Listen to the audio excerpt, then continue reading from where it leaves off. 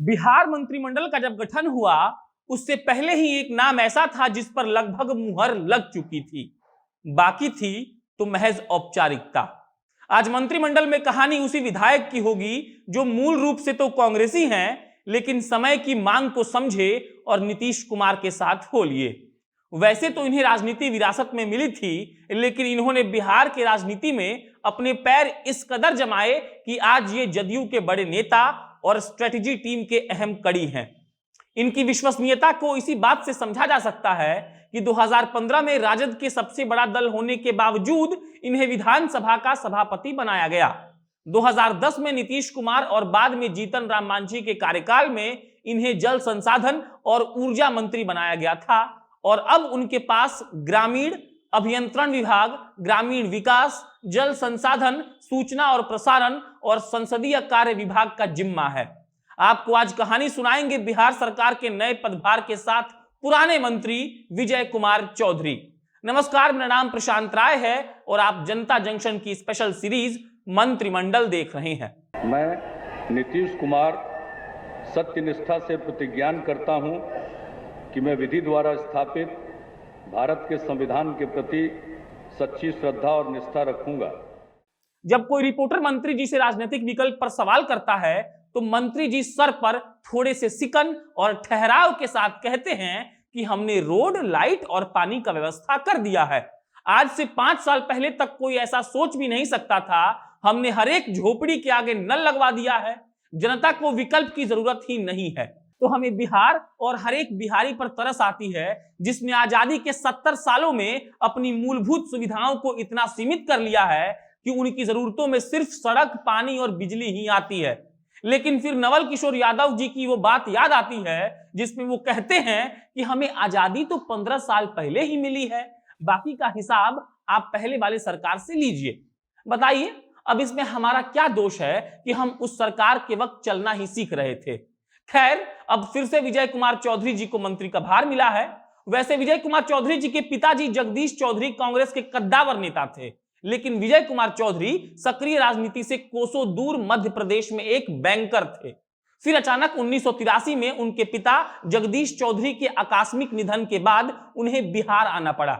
वो राजनीति में आना नहीं चाहते थे, पर उनके पिता जगदीश चौधरी के बेहद करीबी और पूर्व मुख्यमंत्री जगन्नाथ मिश्र ने उन्हें पिता की विरासत को संभालने की बात कही, जिसके बाद विजय चौधरी वापस आए और 1983 के उपचुनाव में कांग्रेस के टिकट पर दलसिंह सराय से चुनाव लड़ा और जीते भी।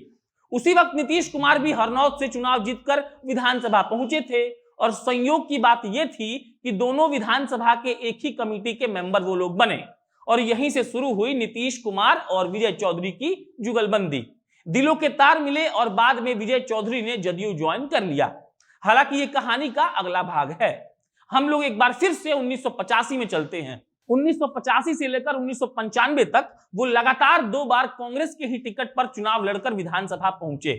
इस दौरान उन्हें Bihar state industrial development corporation का डिप्टी चेयरमैन बनाया गया।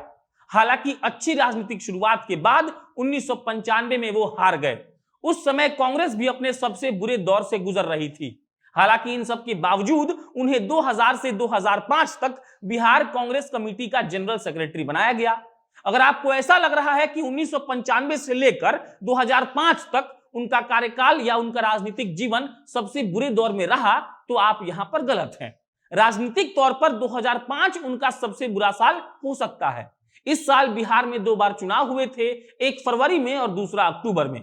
जब फरवरी में चुनाव हुआ था तो विजय कुमार चौधरी ने अपने परंपरागत दलसिंह सराय के सीट को छोड़कर रोसड़ा का सीट चुना। टिकट कांग्रेस का ही था, लेकिन वो हार गए। अक्टूबर में उन्होंने पाला बदलते हुए जनता दल यूनाइटेड के टिकट पर सराय रंजन सीट पर अपना दावा पेश किया, लेकिन किस्मत को यह सीट तो मंजूर थी, लेकिन जीत नहीं। विजय कुमार चौधरी एक बार फिर हार गए, यानी कि 1995 से लेकर 2010 तक उन्होंने राजनीतिक संन्यास भोगा, लेकिन अलग अलग पार्टियों के अलग अलग पद पर रहकर अपनी राजनीति कायम जरूर रखी। शायद ये नीतीश कुमार के साथ उनके अच्छे रिश्ते ही थे, जिसके कारण लगातार 3 बार हार के बावजूद उन्हें 2010 में भी टिकट दिया गया। हालांकि 2010 में मिले टिकट को उन्होंने भुनाया और परिसीमन के बाद नए सराय रंजन सीट पर बड़े अंतर से जीत दर्ज की, जिसके बाद उन्हें जल संसाधन मंत्री बनाया गया। 2015 में उन्हें सभी पार्टियों में उनके अच्छे रिश्ते और सौम्य स्वभाव का हवाला देते हुए विधानसभा का सभापति बनाया गया और 2020 में उन्हें फिर से मंत्री पद दिया गया है। अगर इनकी संपत्ति की बात करें तो 2010 में इनकी संपत्ति 62 लाख थी। 2015 में यह बढ़कर 1,09,00,000 हो गई। वहीं 2020 में दायर हलफनामे के मुताबिक इनकी कुल संपत्ति 2,11,00,000 है। ये अच्छे खासे पढ़े लिखे भी हैं। इन्होंने पटना यूनिवर्सिटी से एमए किया है 1980 में और इन सब में अच्छी बात यह है कि इन पर कोई भी आपराधिक मामला दर्ज नहीं है। ये नीतीश सरकार के एक अच्छे मंत्री साबित हो सकते हैं और संकट मोचक भी। हालांकि विकास के नाम पर पानी, सड़क और लाइट की बात से मैं अभी भी सहमत नहीं हूं और आशा करता हूं कि विजय कुमार चौधरी जी नई जिम्मेदारियों को अच्छे से निर्वहन करेंगे और हमारी बिहार की परिकल्पना को साकार भी करेंगे।